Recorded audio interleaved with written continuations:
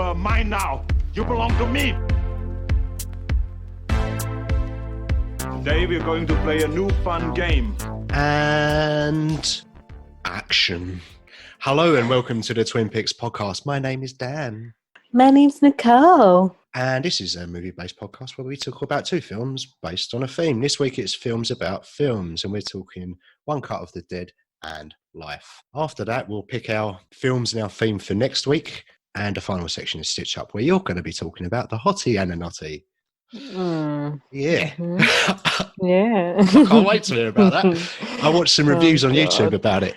And yeah, it's pretty bad apparently. It's pretty good. Anyway, no spoilers. I don't believe you for a second. You can't even look me in the eye when you say it. Before we get to all of that fun and games, we have our first bit, which we call Anything Goes. We talk about anything we want. So how you been, mate? I've been pretty good. Been pretty busy. Just work, really. I haven't gone out too much since, things have opened up here. But in a few weeks, I might do some outings on the weekend. What about you? Ooh. How are things going over in the UK? You're stuck indoors. Oh, yeah. It's lockdown. It's lockdown here in the UK again. We keep on playing tag teams. One, Oz opens up, you guys close down. You guys open up, we close down. So hopefully it just stays opened up after all this. That's what she said. But yeah, we've got the lockdown button at the moment. Definitely. Already. Like a minute in. I'm sorry. Yeah, we've got the lockdown button at the moment. We've got a couple of weeks left to go. And then Boris assures us that it'll be open for Christmas. But who gives a fuck about it, really? Christmas.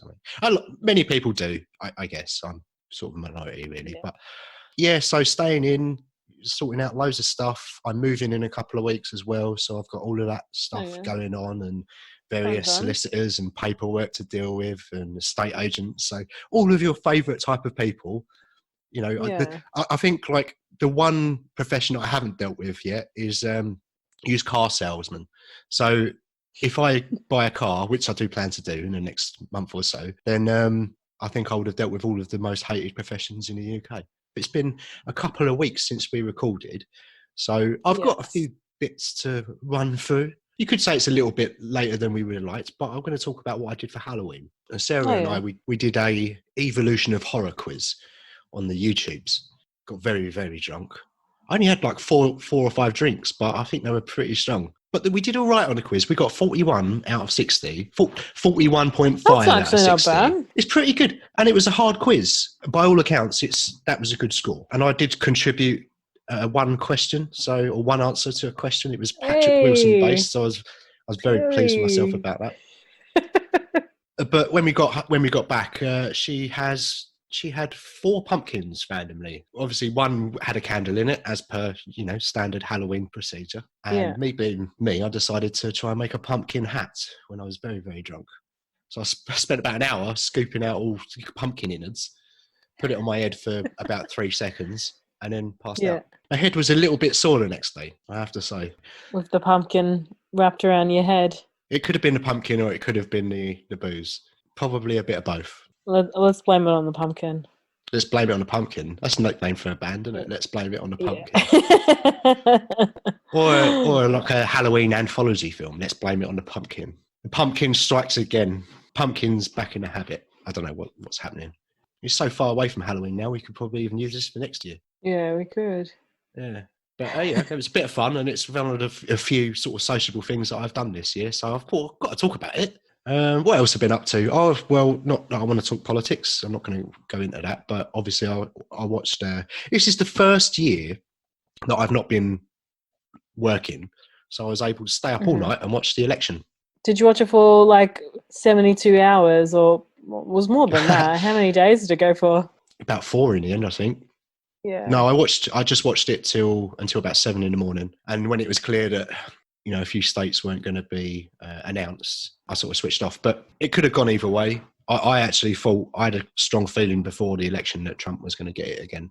Yeah, same. I also thought the same thing. Obviously, I don't know. Do you want the cartoon villain to get in, or do you want the same old politician to get in? It's yeah. Obviously, I don't want the cartoon villain running things. He's probably got a cartoon bomb detonator somewhere, or some Acme I don't know. I'd love for them to strap him to one of those cartoon elastic bands and then just launch him out the White House. That would be Oh good. A Catapult slingshot. would be nice. Yeah. Slingshot, that's the word. I've been trying to think of that for months. There you go. So sorted that out for you. Yeah. But I stayed up all night to watch the election, and then we didn't even find out who won. So that was a bit of a waste of time. But it was, I wanted to do it. It's the first time I've been able to do it. So what else have I been up to? I recorded a podcast with one of our Instagram pals, someone I've been chatting to for quite a while. Yeah, cool. Colin at 20 Minutes of Truth. So I don't know when it's going to come out, actually. Probably be a while. I'll send you a link when it comes out, and you can listen to us waffling on about movies. What were you talking about exactly? Was it like you were reviewing a specific, like a film or a topic? Well, the agenda was, what it said to me was, do you fancy talking about mid-budget movies, mid-range movies, 20 to 40 million mark? I suppose that's kind of low budget, really. And, are we getting as many as we used to? What's the general consensus? How we saw things going? We spoke about streaming platforms a little bit and the kind of ubiquitous nature of them at the moment. You've got so much content available to you. And then we nerded out about Marvel for about 45 minutes. So it was a lot of fun. There's an independent film getting shot here at the moment. Liam Neeson's in it, apparently. Actually, there's a few films being shot in Melbourne, but that's been all over the news this week. So kind of interesting. Apparently, it's supposed to look like it's from the States, but it's been shot here in Melbourne. So, and then like Tom Hanks is in Queensland finishing off his film. I think it's Elvis that he might be shooting up there. And Elvis? Someone mentioned to me I think it's Elvis. And then Zac Efron's in Adelaide shooting something, and apparently he's bought a place in Byron. All the gossip I get from my friends at the moment, they're like, "Oh, you work in the film industry, you must hear all about this stuff." I'm like, "Yeah, bits and pieces I may hear, but yeah." I wonder what city Melbourne's going to double up as in the States. I don't know. I'm not too sure what part of the US it's supposed to look like. We'll wait and see. I think it comes out sometime next year. I'm not too sure what the title is for the film, but yeah. I look forward to hearing more about it. But is it Taken 4? No, I don't think so. God, I hope Hasn't Taken 4 happened already? It hasn't, thankfully. Have you seen Taken 3? Is that the one in Istanbul? I think so. No. I think I've watched that one. No, the second one is in Istanbul, if I remember correctly, and the third one, I think, comes back to the States. Honest Thief, which is a new Liam Neeson film, that's come out recently. I don't know if it would be something that I may see. I saw it's come out in the cinemas because cinemas are finally open back in Melbourne this week. So I got very excited. Have you been? I actually went to the cinema. Yeah, I had. Second day, I was like, gonna go see Baby Teeth, and it was really good. It was really nice. Went to an independent cinema in Carlton. Was it busy? Well, you're only allowed like 20 people per cinema, but it's an indie film, so it's kind of the amount of people you would find for that film, and it's kind of like near the end of when things are wrapping up in the box office for it. Any good? Yeah, I really enjoyed that film. It broke me a little bit. Oh, it's one of them. Is it a crier? Yeah, because of just like things that have happened recently to me this year. It kind of hit me hard on that aspect, and you felt like you knew Miller and her family, and it's just this really gorgeous film. There's some really beautiful scenes, like Miller and Moses. They go to this kind of house party.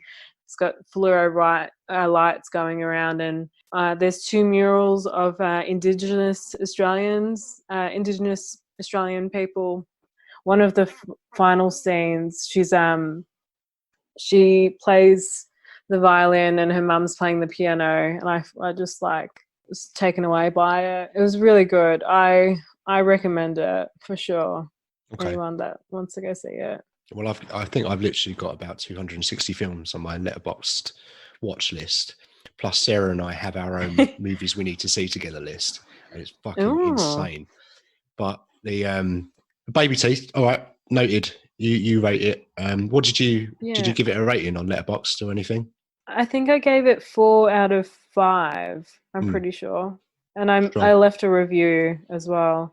Did I'm you? pretty sure Baby Teeth might be on a streaming service in the UK. You know that film we were talking about a little while ago, Relic, the one where your mate did the special effects for. Yeah. I think that's starting to get some traction over here. I've seen a few reviews pop up, and I wonder if it's come out There on you streaming go. services somewhere. I'll look it up for you. Oh, thanks. Save me a I'll job. see. I'll see later. You can check it on Letterboxd. You can see which Yeah. countries the streaming service it's on. I only sort of thought about that yesterday. I keep hearing it sort of pop up, and I don't know. It might not be available yet. That's got a few good reviews, and obviously you spoke about it earlier on in the year, so I'm quite keen to see that. I'm assuming it's independent film as well. So kind of on the theme that you were talking on the podcast with our new friend. Probably a really good contender for that sort of. I don't know what the budget was, but I imagine it was pretty low, right? I feel like a lot of Aussie films are quite low budget, unless it's like movies coming from the States. They pump a bit of money into it. I watched season 2 of The Boys. Have you seen any of this show? I've seen part of season 1, and it's something that I do want to get back and watch it at some point. I just need to make some time. I'm trying to make, because usually I am more TV buff than watching films. So once I've done, my 366 films this year, then I can maybe next year on the podcast I'll be reviewing more television shows. But yeah. I saw that you saw like there's like a making. Was that like there's also like a making of it? Is that what was that? Oh yeah.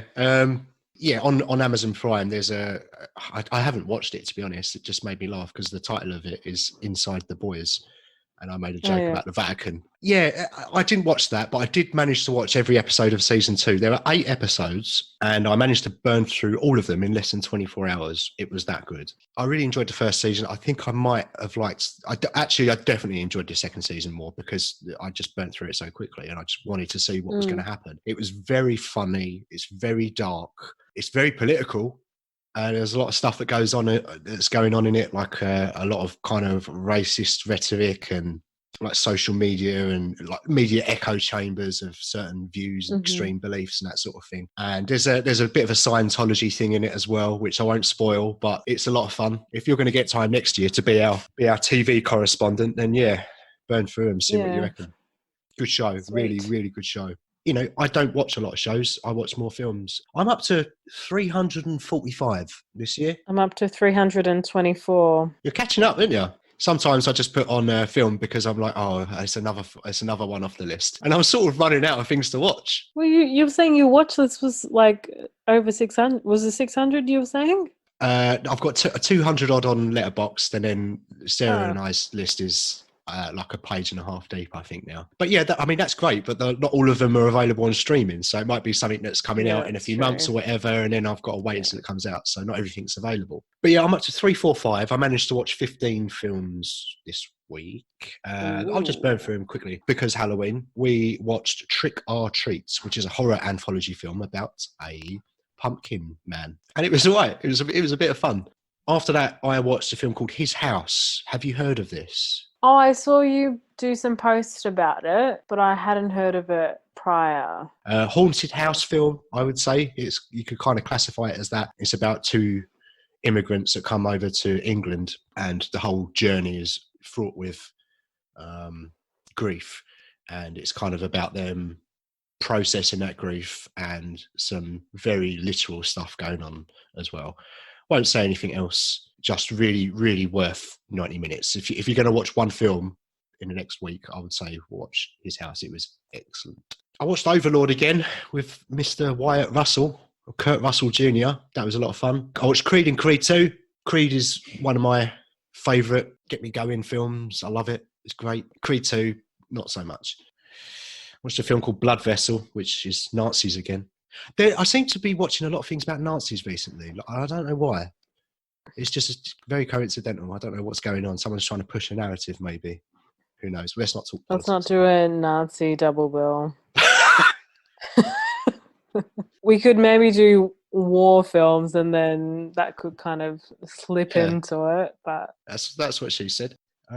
John dies at the end. I've got one word written next to it, which just simply says mental. It's a lot of fun, though. I watched Blue Ruin, which is pretty good. Very, very tense film. Oblivion, that Tom Cruise sci-fi film where it's Tom Cruise again doing Tom Cruise stuff in a Tom Cruise film as Tom Cruise. It was slightly better than I remembered it to be, but still not brilliant. Oh, I watched Little Joe, which was really good, which is a British film about a botanist. And she's kind of genetically engineered a plant. And the idea is that this plant is going to release a fragrance that releases dopamine in a human brain. So a happy plant, if you like. Very slow, not an awful lot happens in it, but I didn't know where it was going or what was going to happen. And I found it quite edge of your seat. I watched The Report with Adam Driver and Annette Bening. You had this on your Letterboxd watch list, didn't you? Yeah, I've been meaning to watch this, but I haven't. I think I've been kind of saving it for like a Amazon Prime double bill, like specifically from Amazon. Well, I watched it, and then when I went to rate it on Letterboxd, I saw that it was on your want to watch list. Definitely watch it. It's really, really good. Obviously, it's about the, just come out and say it, the torture that the CIA did after 9/11 and the Patriot Act and the stuff that they managed to get away after Cheney brought that legislation in. And it's brutal. It's fucking brutal, mate. But it's really about Adam Driver's character, Daniel J. Jones, and he written this 7,000-page document.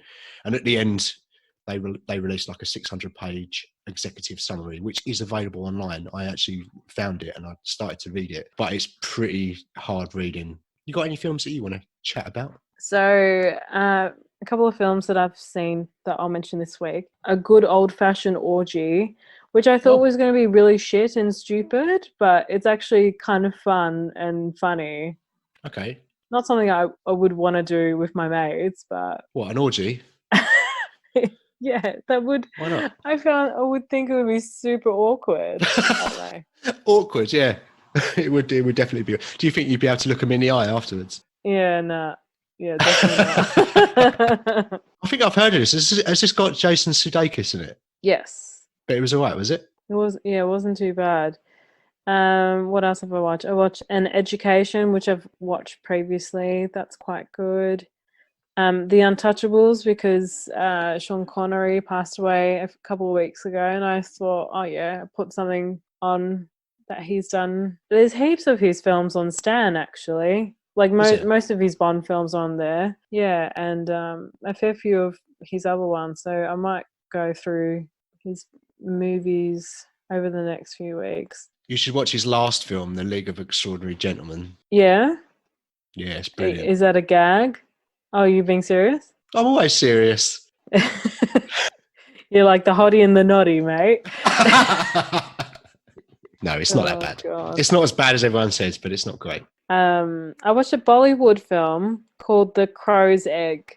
Is it Hindi that they speak? I apologize because I know we've got a fair few listeners in India listening to our podcast. So hello to our listeners over there. Hello to our listeners, and educate us if we get shit wrong. Just let us know, right? Yeah, please. Yeah, absolutely. I think the title in their language is called Kaka Mutai, which I think translates to Crow's Egg. It's a second Bollywood film that I've seen before that I've quite enjoyed from India, and it's about these two young boys who are from the slum, and this pizza shop opens up, but it's quite, they're quite poor and they don't have enough money to buy this pizza, so they scavenge around to get some money to finally try this amazing pizza. And there's also a little bit of politics between, higher class and lower class as well. So it's kind of nice that they showed that in the film.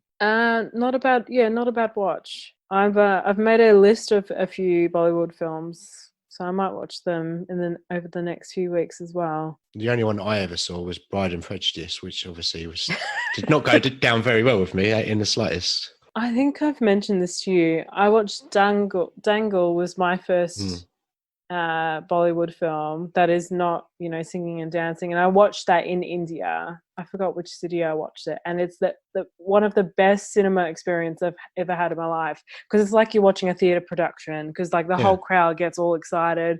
And like if the main actor comes on, they're like, woo, yeah. Or if like something really dramatic happens, they go, ooh. It is the most hilarious cinema experience that I've ever had. And I loved it. I love to go watch a film again. Sounds like a lot of fun. Yeah. I watched The Gentleman. I watched Emma. Sex Ed the movie, which is about how sex education has been shown throughout cinema, which was quite interesting. I watched a film called Contact, which is about a group of Indigenous people that was the first time I think Indigenous people ever got recorded. Wasn't too bad. And that's about it. Awesome. Shall we move on to the next section then, when we're going to talk about our films? Yes, let's do that. Section 2, we're going to be talking about 2 films about films, which are One Cut of the Dead and Life. Before that, we do a little topic intro, and because this was my choice, actually it was Sarah's recommendation, this one, so thanks Sarah for suggesting this theme. And I'm going to do a quiz. Quiz time. Quiz time. Quiz. I'm leaving all of that in. Right, so I have 5 questions for you, and they're all multiple. I was going to say, is there a stitch up advantage? No stitch up advantage, I'm afraid. Oh. So I've got 5 questions. They're all multiple choice, so you'll have 3 options to choose from, A, B, and C. So, are you ready? Mm-hmm. Are you steady? Yeah. Let's get ready to rumble! Question number 1. Which 1994 comedy drama directed by Tim Burton stars Johnny Depp and features Martin Landau as Bela Lugosi? Is it A, Edward, B, Jedward, or C, Gotwood? Edward. Correct. I better write this down. Tick for number 1. Tick. Question number 2. The 2016 musical romance movie La La Land was directed by who? Was it A, Emma Stone? Was it B, Damien Chazelle? Or was it C, Michael Bay? I'm going to go B. B, correct. Damien Chazelle. Question number 3. Wes Craven's New Nightmare was the final chapter in the original Freddy Krueger franchise, but how many were there in total? And I'm not including the 2010 god-awful reboot. And your options are A, 5, B, 6, or C, 7. Oh, I don't know. I'm going to go A5. It's probably wrong. 7. It was 7. Yeah. Question number 4. The 2018 film Stan and Ollie starred Steve Coogan as Stan Laurel, but who played Oliver Hardy? Was it A, John C. Reilly? Was it B, Paul Giamatti? Or was it C, James Franco? John C. Reilly. Correct. Oh, I accidentally gave you a tick for number 3. I'll turn that into a cross. I can't give it a tick. What? Give it a tick. Go on. You went on 25 then. I couldn't understand you. I'll give it a tick. All right. No, it's a cross. It's a cross. Right. Last question. In the last episode, we almost chose Birdman. Can you tell me who directed it? Was it A, Spike Jonze? Was it B, Alejandro Gonzalez Inarritu? Or was it C, Don Coscarelli? B. Are you sure it wasn't Don Coscarelli? I'm pretty sure. You're correct. You are correct. You mentioned it on the last podcast anyway, you idiot. I know. Seeing if I'm listening. I was just testing you. Yeah, just seeing how much goes in. Because if you asked me that question, I would have forgotten it. Definitely. Very good. 80%, 4 out of 5. Not too bad. Not too shabby, mate. There is no prize, I'm afraid. Shall we move on to talking about our films then? Yes, let's do that. I reckon that we should start with One Cut of the Dead. It came out. It looks like it came out in Japan in 2017, but I think it got a UK release. It got a release. We're calling it a release now. Yeah, we're calling it release. It got a UK release, I think, in 2018 or 2019. You know, that's the research for you. I'm great at research, and it was directed by, I'm just trying to put off saying this gentleman's name, Shinichiro Ueda. So the cast, Takayuki Hamatsu as director, Yuzuki Agiyama as Chinatsu, Kazuaki Nagaya as Kazuki, Harumi Shuema as Nao, and Mayo as Mayo. The budget for this film was 3 million yen, which the conversion was about 25,000 US dollars. 25,000. It's pretty good. That's so good. And the worldwide box office was 31.2 million. So it absolutely They did all right. smashed it. Yeah. I mean, on such a low budget. They shot this in 8 days. They shot it in 8 days. Yeah. Did and they? The whole thing? Yeah, and the crew, some of the cast and crew, they actually put money into it as well.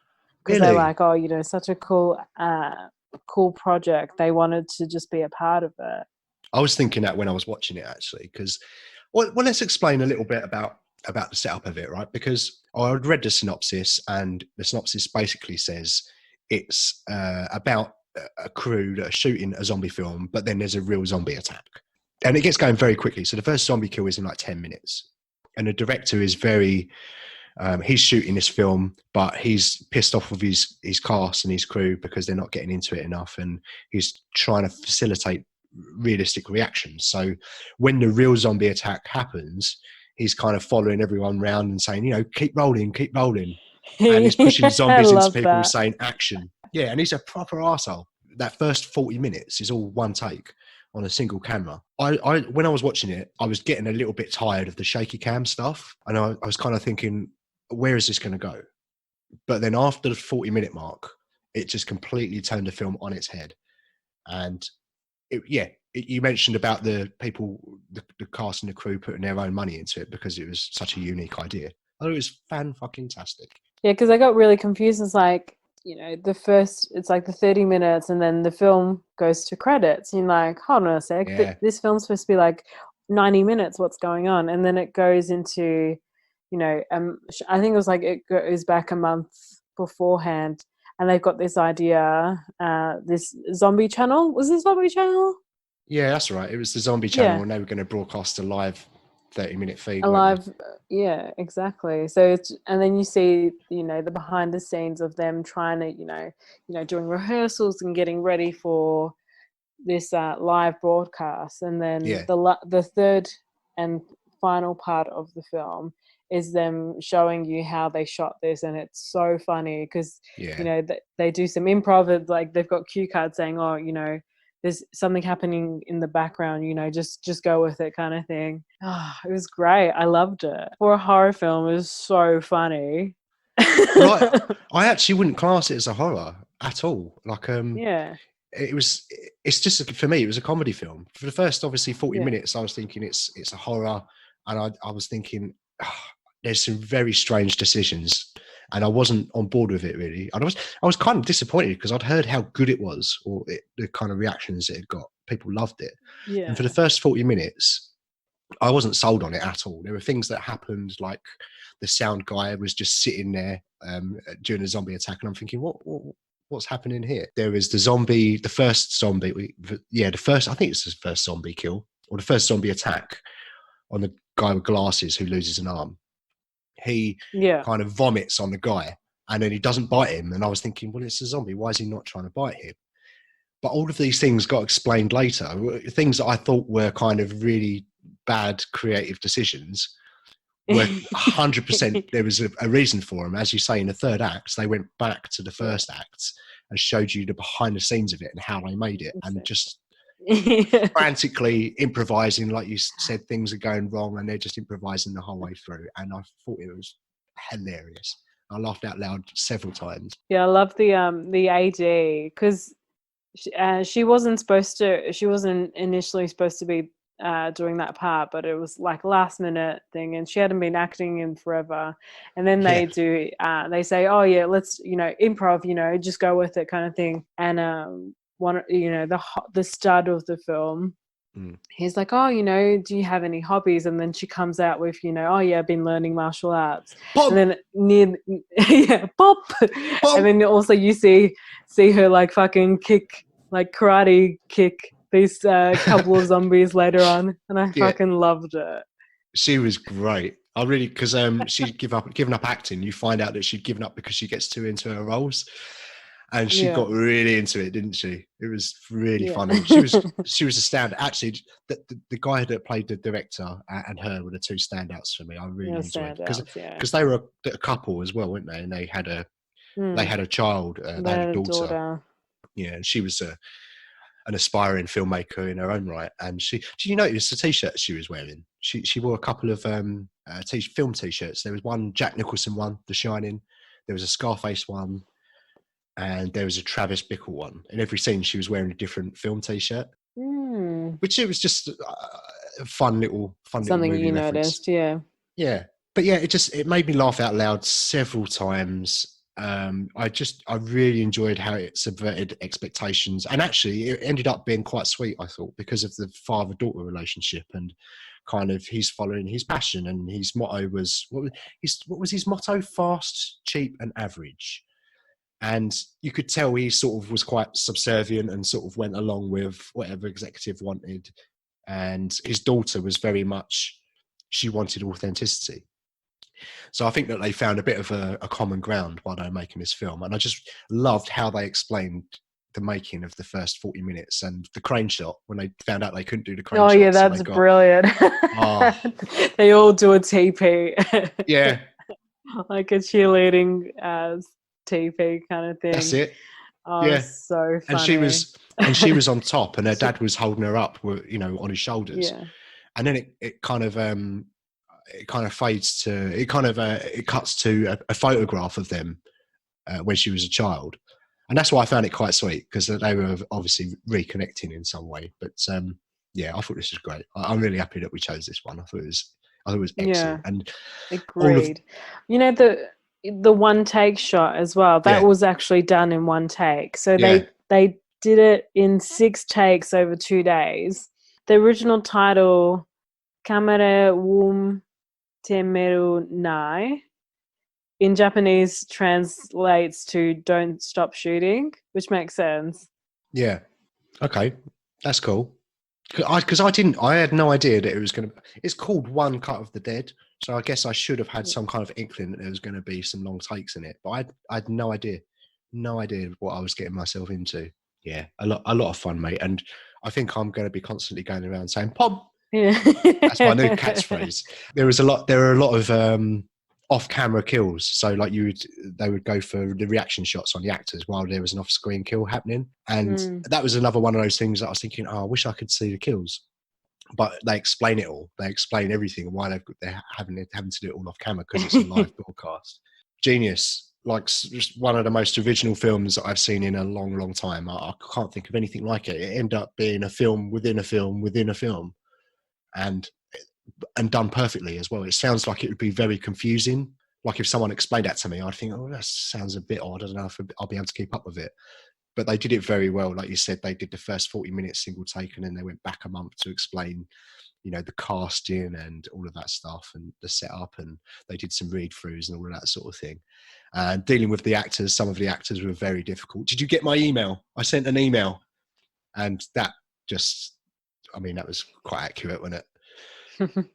Yeah. Yeah, a lot of fun. I think anyone that's got a mild interest in film will get a huge kick out of this. It was good to see all the behind the scenes stuff. Fans of comedy, fans of horror. Yeah, I think I'd struggle to think of anyone that might not enjoy this. I'm going to try and get my mum to watch it and see if she likes it. That could be the ultimate litmus test. Mother's reviews. Yeah. No, for my mum would watch the first 40 minutes and she'd be like, this is ridiculous. Maybe by the end of it she might enjoy it. Well, this is it. I mean, if it wasn't for the podcast, I may well have turned it off within the first 40 minutes and not finished it. But because I had to watch it for the pod, I stuck with it. And then, as I say, after the first 40 minutes, It just completely turned on its head, and it made everything else. And now I want to watch it again to see that first act, knowing what I know now. Brilliant. I can't praise this film enough. I'm going to give it a strong 9 out of 10, and I'm going to have to watch it a few more times. I'm going to buy it. I think it's definitely one for my collection. Yeah, I'm going to give this an 8.5 out of 10. Awesome. Strong score. Shall we move on to life? Life. Oh, life. Let's move on to life. Oh, life. life. Oh, life. Let's talk about life then. Not the Ryan Reynolds one and not the Eddie Murphy one. The other one. The Robert Pattinson one and Dane DeHaan.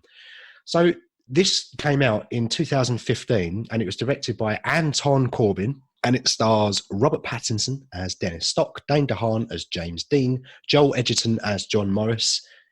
I knew someone called John Morris once. True story. And Ben Kingsley as Jack Warner. And this film is about, well, it's not. The thing is, I went into this thinking it's got James Dean in it, or it's got Dane DeHaan playing James Dean. It's going to be about James Dean. And it wasn't really. He was second lead, I guess, but it was more about Dennis Stock, I would say, and it did very much show some parallels between Dennis and James Dean. But it was definitely more Robert Pattinson's film. I mean, he got the character arc in the end. Yeah. He's following around James Dean. He's a photographer, and they kind of click, and he's following him around trying to get these shots of this up and coming star, you know, that he's, and at the same time, it's set around the backdrop of James Keane. God, I'm doing well today, aren't I? James Keane. Yeah, I know. I'm not editing any of this. Jimmy. No. Jimmy D. JD. It's about him. It's in the era when he's trying to secure that rebel without a cause role. And about his nature. He was a bit portrayed. I don't know how accurate to the real character Dane DeHaan's performance was. Do you know anything much about James Dean? Well, the thing is, I rented Rebel Without a Cause, and I meant to watch the rest of it last night, and then my rental finished, so I was like, oh no. But I found his performance of Jimmy not as precise as, like, he looked fairly like James Dean, but he just, the way he spoke was, I found him speaking quite soft compared to how James Dean would. Because I actually watched a couple of interviews as well. I was like, oh, am I just getting this wrong? Maybe he, you know, as in his movie roles, which was, James Dean didn't do many films, obviously, because he passed away in a car accident when he was 24 or 25. But I was like, I'll watch it films, and then I'll see some interviews. And I felt like his accent was quite soft on him. Like, he did have a bit of a carefree attitude. Yeah. I would agree on that, but just his dialogue wasn't on point with James Dean at all. He was very softly spoken, Dane DeHaan, in this, like you said, and I found it quite difficult to understand what he was saying sometimes. And I've never seen any interviews with James Dean, so I didn't know if he was just doing a really good impression of him or not. I didn't know, but it didn't feel quite right to me. I did look at pictures of James Dean, and as you say, it was pretty spot on how he looks. But that's not that important to me, really. Like, it doesn't matter if an actor looks like a character so much. It's more about if they get the essence of the character. I'm not familiar with those iconic photos of James Dean. And this film sort of, it looked like it was kind of structured around those photographs, right? Like when James Dean is getting his haircut, or when he's playing with his brother or cousin, his nephew. His nephew, he's got nephew or cousin, yeah. Yeah, and lovely photos. by all accounts, those shots are iconic shots, and it felt like this film was kind of revolved around those and the telling of how those shots got taken and what were the circumstances around it. And I just didn't find it very compelling, to be honest. And I think, well, Dane DeHaan didn't get any character arc really. He started the film as a bit of a petulant child, really, a bit sulky, and he finished that way as well. And that's fine. But it just struck me. I guess I was just surprised that the character arc was that Dennis Stock got the character arc. Obviously, he is following around James Dean. He's kind of denying his own responsibilities with his child in New York. And by the end of it, he makes a decision to not go with James Dean and stay in New York with his family. So it was clear that he'd gone through enough of a change, and James Dean didn't get that at all. Which, and I say again, it's fine because he obviously died when he was very young. So what can you do with that story? I was disappointed because I've always wanted to learn a bit more about James Dean. He sounds like someone that I'd find quite interesting, and I was very surprised how they managed to make him a bit dull, and I didn't find it very interesting, very compelling. In fact, in an hour and 4 minutes in, I wrote down, where is this going? And by the end of it, I didn't really get a conclusion. And yeah, I did enjoy the two parallels between the main characters. I'll say that. They both were lost and kind of awkward. There was one particular scene that I really enjoyed with Robert Pattinson and his agent, who was Joel Edgerton. That was the John Morris character. And John Morris was sort of saying to him, why are you so keen to shoot James Dean? And Pattinson was describing, and he said, there's this awkwardness to James that I really want to try and capture. And while he's making that speech to him, he's not making any eye contact with Joel Edgerton. And I found that very interesting because I thought he was projecting, like he was seeing something in James Dean that was in himself. So I enjoyed those parallels between the two characters. So there were things that I did like about it, but there was quite a lot that I found quite laborious. I didn't enjoy the Jack Warner character, Ben Kingsley. I thought it was a bit stereotypical executive kind of role, like fuck you kind of role, listen to us. Again, might be accurate. I just thought it was a bit too much. It didn't feel like it was in keeping with the film as well, because all of the other characters were very subdued. And particularly Pattinson was just he was quite withdrawn and subdued, and Ben Kingsley's larger than life. And it felt like a complete opposite to what everything else that was going on in the film. Yeah. Because I've got like a photography background, so I did enjoy because throughout the film, when Robert Pattinson playing Dennis would take a photograph, I would stop and I kind of researched like the shots, and then at the end of the film you actually get to see some of the shots that Dennis has photographed of James Dean. Yeah. And I think I may have studied him at uni, or I feel like I've seen a documentary of his before, because he's photographed like Audrey Hepburn and Marilyn Monroe as well. Okay. So as enjoying photography and editorial, I enjoyed it a little bit more than probably what you did, but I did find it a little bit dull. I got excited when I saw Screen Australia, but it wasn't filmed in Oz at all. It was filmed in Toronto and LA. Do you know what? When I was watching it, I did think to myself, I hope that you get a bit more of a kick out of this than I did, because of the whole photography vibe.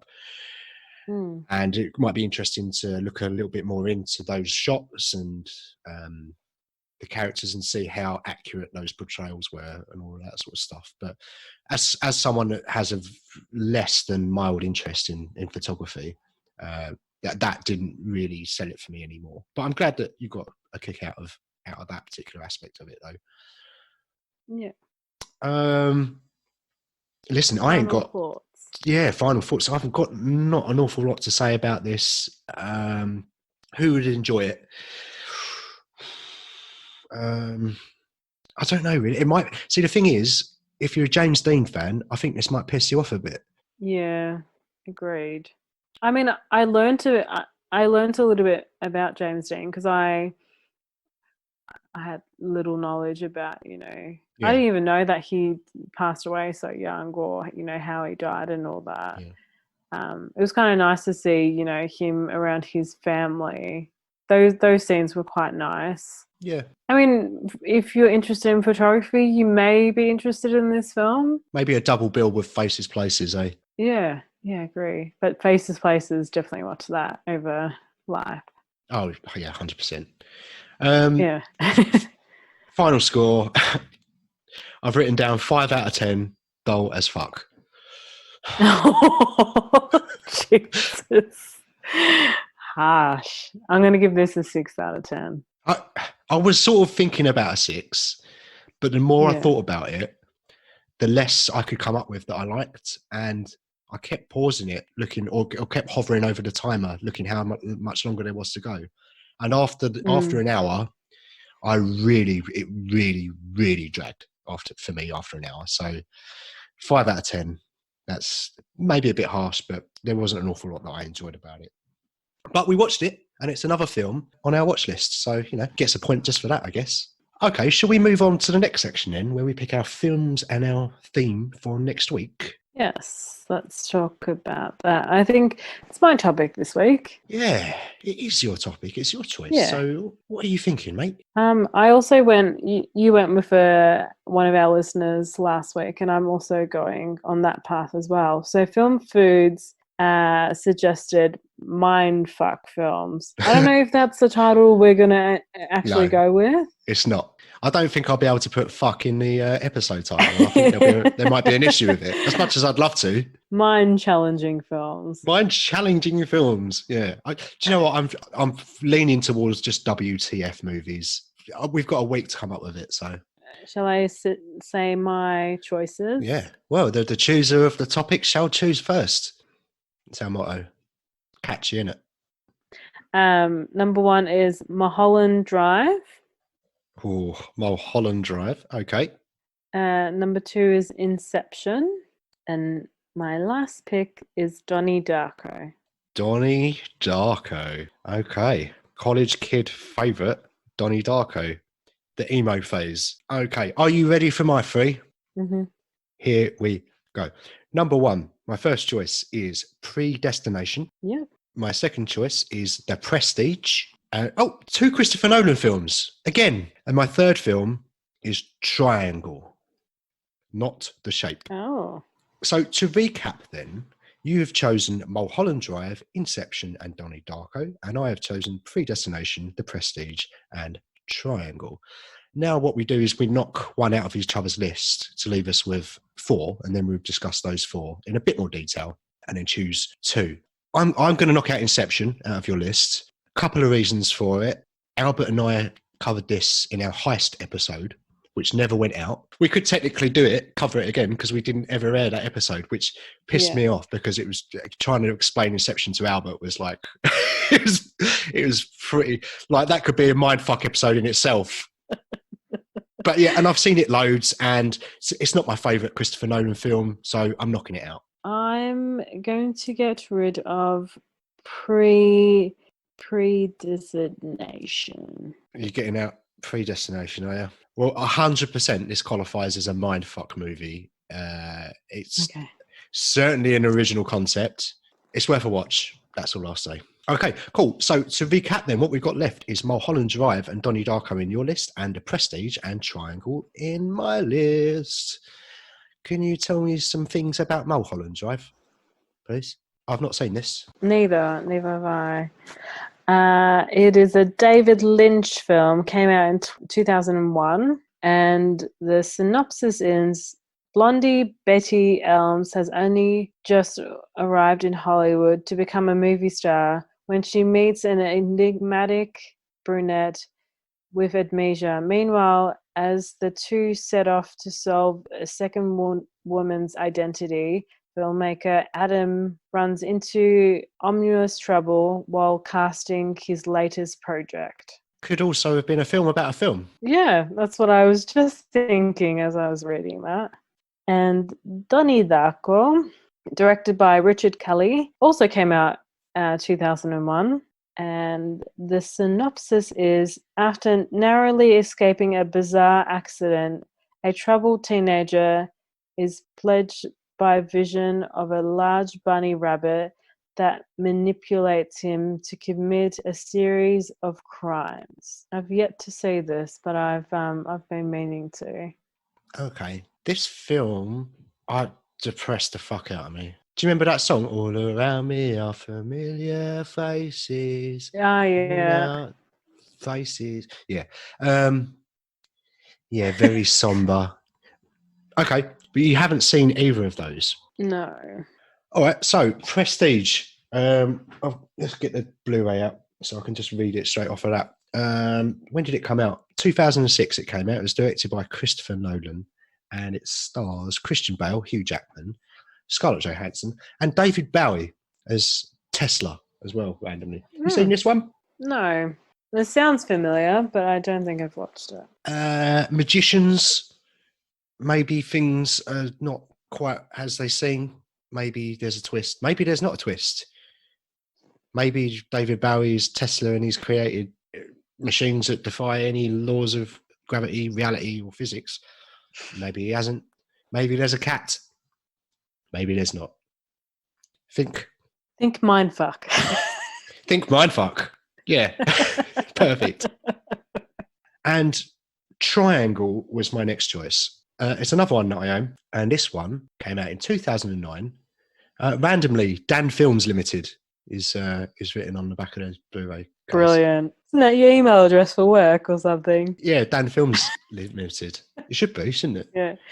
Yeah. It was written and directed by Christopher Smith, and it stars Melissa George, Michael Dorman, Rachel Capani, Henry Nixon, Emma Lung, and Liam Hemsworth. It's got a Hemsworth in it. Hey. When Jess, Melissa George, 30 Days of Night, sets sail with a group of friends, she cannot shake the feeling that there is something wrong. Then the yacht hits a storm and the group is forced to board a passing ocean liner, a ship Jess is convinced she's seen before.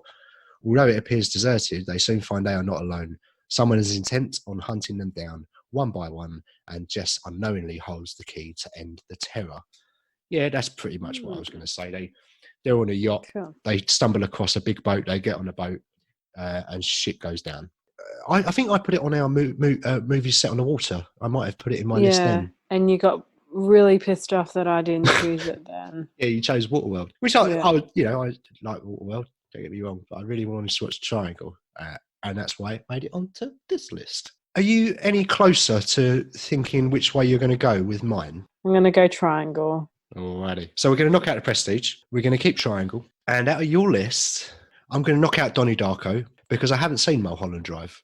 And it's a Lynch film, and I should watch it. Film Foods will be very happy with that. I hope so. They said that they really wanted us to review this film, so that worked out well. Oh, brilliant. Cool. So to recap then, so we're going to be watching Mulholland Drive and Triangle over the course of the next period of time for our mindfuck movies, or WTF, or mind-challenging films, as you suggested, whatever we call it. Got any other suggestions or honourable mentions you were thinking about? Well, Film Foods mentioned...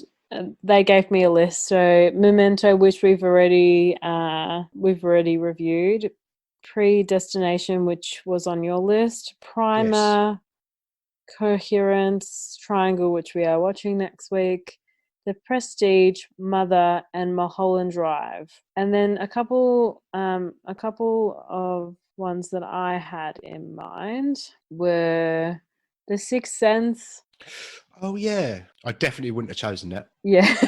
Eyes Wide Shut.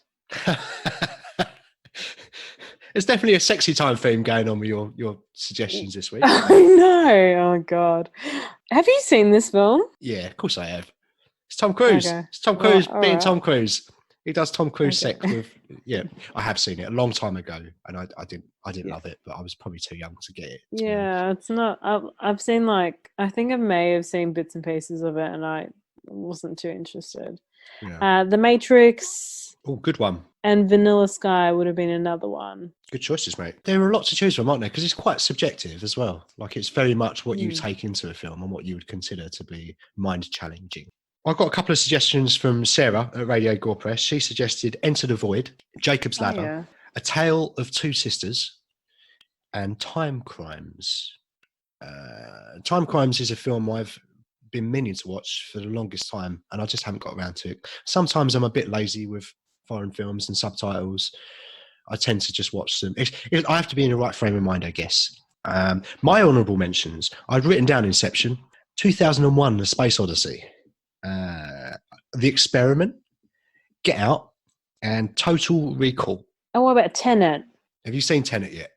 I may have a movie ticket to go watch it next week. Fuck you. You can't talk about it on a show because I'm amazed that I've not had this film spoiled for me yet. I'll mention that I've watched it next week. Yeah, and that's it. Try not. Yeah, I'll watch Tenet. Done. Yeah. Moving on. And then I'll mute you. Awesome. All right, good work. I'm knackered now. So it's a good thing because I can rest because the next section is Stitch Up, section number 3. And this is your bit because you lost the poll last time. After a 4-week losing streak, finally you lost the poll and you had to watch The Hottie and the Naughty, the film that Mark Commode described as a Nazi trap. Oh, God. Yes, Hottie and the Naughty. It came out in 2008. Tagline, love never needed to be so blind. And the synopsis is... I love it already. The synopsis is, Nate moves to LA to track down Christabel, the woman he'd been in love with since childhood, only to discover that his plans to woo her has one hurdle to overcome. What's even more complicated is Nate's growing feelings for June, who truly's beauty starts to emerge. Paris Hilton's in this film. Joe David Moore, Christine Larkin. Nate goes to LA and he bumps into one of his nerdy friends, and surprisingly his friend's mum knows a lot about Christabel. Weird, like stalkerish amount of information, like her, she goes for a run at the beach at this time every day. So then that's how he tracks her down and accidentally falls on her. He's like, oh my God, Christabel, blah, blah, blah. Ooh, creepy. And yeah. So Paris Hilton's character was called Christabel. Yes, that's correct. Okay. She's kind of like, oh yeah, we could date, but I've become celibate that I don't want to date someone unless June has a boyfriend. So then Nate is on this mission to find June a boyfriend so then he can then finally date Christabel. So June is the naughty and Paris Hilton is the hottie. Is the hottie. Oh, great lines in this, great dialogue in this film. One in particular, Paris Hilton says to be celibate until June loses her virginity. How she puts it is, life without orgasms is like a world without flowers. It's poetry, isn't it? I mean, it's straight out of Shakespeare. It's beautiful. I was like, oh my God, this is terrible. Well, that was the idea. Yeah. You know what? I thought I would want to, how last week you're like, I would want to fucking punch Jason Derulo. I thought I would want to punch Paris Hilton by the end of this film, but yeah, not so much. It wasn't as bad as I thought it was going to be on her end. Okay. The dialogue was terrible. It was really awkward. June becomes beautiful again. Oh, becomes beautiful. She's got inner beauty, but she kind of starts dating this dentist who's also a supermodel / blah blah blah. Cool. Dentist stroke supermodel. How random is that? Yeah, I know. So they're dating, and then he gets her some deals on teeth, getting brand new teeth, also skin laser, skin thing, all these other things, and then near the end, Nate kind of realizes, oh, my personality kind of matches more June than Christabel. And then Christabel, she's like, oh, she's not as bothered. She thinks, oh, it's so lovely. June is finally, meeting someone. And she probably thinks, oh, there's plenty any guys that would want to date me anyway. Of course. Nate goes and finds her, and then they have a little moment by the seaside, and that's the end of the film. So Nate cops off with June in the end. Yeah. Because she goes from a naughty to a hottie. She gets all the plastic surgery. So he's like, oh, she's hot now. So I'm going to, do you know what? I think I fancy her now because she's attractive. Yeah. What a beautiful message. That's all I'm going to say about this film. I'll give it 1 star. That's pretty bad. 1 star for the beautiful poetic line that I just read out to you before. All right. Orgasms and flowers. I watched a couple of reviews on this just to see what the general consensus is and the kind of bad things that people are pointing out and stuff. And it's pretty. The general consensus is terrible. I watched one review that said it's not as bad as everyone says, but it's fucking not great. It's pretty bad. And it's in IMDb's bottom 100. I think it's like number 4 or 5 or something. Really? Yeah. And I forgot to mention how much they. Let me tell you the budget on this film and how much they made. Okay. Have a guess how much money they put into this film. I'm going to say 10 million. Not too far off. 9 million was the budget. Box office was a bit over 1.5 mil. Lost a few quid then, unfortunately. It sounds like it fucking deserved it. Paris Hilton was a producer on it, apparently, I heard. Oh, was she? I didn't read that information. But I guess that's why she was cast as the hottie. Yeah. Oh. Awesome. Well, thanks very much for that. Thanks very much for that review, mate. I'm definitely never going to watch the hottie and the naughty, and it's gone forever, so you can never put it on Stitch Up. You can never put it on the polls. Speaking of which, we've got to find out who lost the poll last time. Now, you chose for me a film called The Emoji Movie, and I chose for you a film what is called Gooby. And it was my turn to put on a poll, and I did that. I put the poll on last night. So let's have a look, see how the results are going, because... Oh, yeah, because it's still going, isn't it? It's still running, but we'll just take the results as they currently stand. So bear with me while I open up my Instagram, and then there'll be a little bit of music probably that comes on. Oh, hello. Okay, so we had 7 votes in total, and there are 5 votes for the loser, 2 votes for the winner. Oh, okay. With 71% of the votes, and only for the second time, 2 weeks on the run, you are watching Gooby. How do you like those onions? Yeah, it's fine. I'm not too sure what Gooby is about, but I'll let all of you kids know what it's about next week. It's a film that I found out randomly on one of these YouTube shows. It was right for Stitch Up, so it went straight on my list. I put it on the list so quickly, I nearly gave myself whiplash. So you're going to be watching that. Thank the Lord. Oh, and do you know what, actually? Next week, you've got to do the topic intro and you're doing a Stitch Up. You're going to be a very busy person, and I'm going to get a bit of a rest, which is great. I fucking need it. So it's the Nicole show next time. Brilliant. Gooby. Thank you very much, listeners. Let's try and keep that going with the next poll. Yeah, we'll see about that. And I've got a choice for you for the next poll, mate.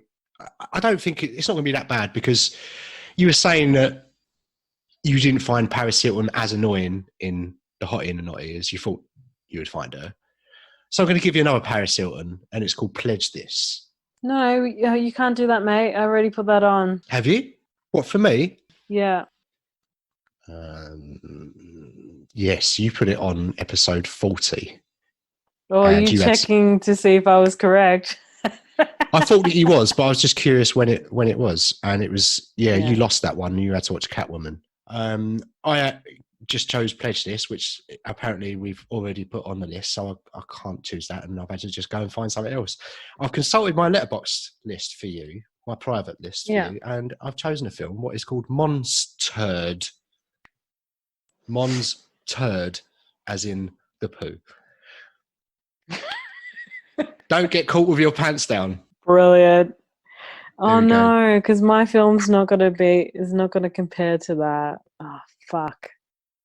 Oh well, I'm still going with it. Something that you may have posted on your Instagram this week. What did I post about it? And it was rubbish. The Secret, Dare to Dream. Oh, you fucker. You fucker. How did I not see this coming? You're a crafty bastard, Nicole. You are fucking crafty. The Secret.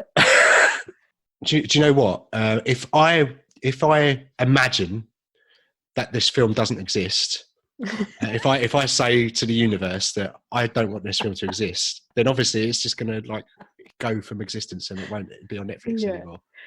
So if you think about that, you are definitely going to win next week's poll. Yeah. Then you won't have to watch the film next week. I'll visualize it. I'll put some affirmations up and I'll say, I am definitely winning the poll next week. Nicole is losing the poll, and it will definitely happen because that's how it works. That's how the world works. Brilliant. I was scared. I was scared that you were going to put The Secret on for me, but I've seen it, so I can easily review that shitty documentary film, whatever you want to call it. I'd call it a mockumentary. Yeah. Good choice. All right, fair play to you, mate. So for the next poll, for you is Monstered, and for me is The Secret, Dare to Dream. That's going on your poll. So where can we find you, my friend? You can find me on the Instagrams at Chica Nika or Nika Creative. Where can we find you, Dan? We've got our own podcast page on Instagram now, which is at Twin Peaks Pod. I think, is it Twin Peaks? I should really know this. At Twin Peaks Pod. Yeah, we'll say. Just search Twin Peaks Podcast and you'll find it. My own page is at flick.face. And if you want to email the show, it's twinpeakspod@gmail.com. We have set up a Ko-fi page now because I'd like to improve the show. I want to get some headphones. We spoke about it earlier. I want to get some headphones. Maybe we'll get you a mic. You know, our Melbourne studio, my old house. As a joke, right. We're completely joking about that. I'm not joking. If for some reason we accidentally get to enough money to buy a house, which will never happen, we'll buy a studio in Melbourne and we'll record out of our Melbourne HQ. But yeah, if you would like to contribute to our Melbourne studio, then please head over to ko-fi.com/Twin Peaks Podcast. We'll put a link in the description as well. And only if you want to. I'm not fussed. Do it, don't do it. Yeah. We'll always put these out for free anyway. And if not, fine. We'll still be your mates. And that's about it, isn't it? Shall we wrap things up then? We should. Thanks very much for listening, guys. We appreciate all the downloads and the listens we're getting at the moment. Carry on interacting with us on Instagram. Like to hear all your thoughts and feelings on the shows and what you guys have been watching. So yeah, we'll catch up with you next time. Goodbye, Mr. Norris. Goodbye, Mr. Norris. Farewell. See you next week. See you next Tuesday. Hey. Well, it does come out on a Tuesday, yeah. It comes out on a Tuesday for you, doesn't it, actually? You're right. Yeah. That's now a new sign-off now, isn't it? See you next, See you next Tuesday, Australia.